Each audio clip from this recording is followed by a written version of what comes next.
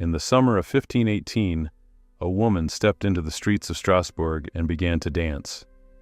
At first it looked strange, then it became terrifying, because she did not stop, and within days, others began to join her. The event took place in Strasbourg, a city in the region of Alsace, in what is now eastern France.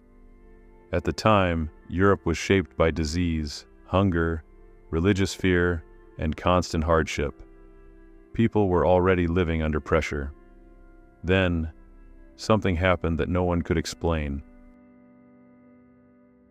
According to historical accounts, the outbreak began with one woman, often identified as Frau Trophäa. She entered the street and started dancing, not for a few minutes, not for an hour. She kept dancing for days. Her body moved as if she had lost control of it, while confused townspeople gathered around her and watched. Soon, the strange behavior began to spread. More people joined the dancing, then more. What had started as one disturbing scene became a public crisis. Some reports describe dozens of people dancing in the streets. Others suggest the number eventually grew into the hundreds. The city was no longer watching one woman. It was watching an outbreak. The authorities did not know what they were dealing with. They consulted doctors, religious leaders, and city officials.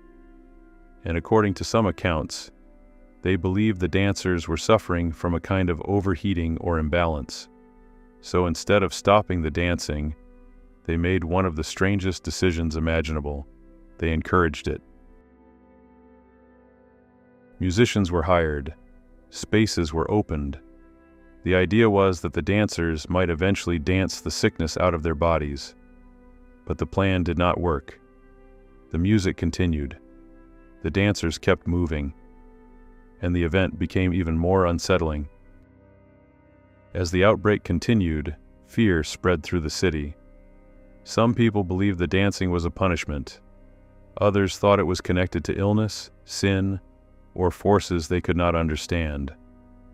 In a world where disease and famine were often explained through religion, the dancing plague became more than a medical mystery. It became a spiritual crisis.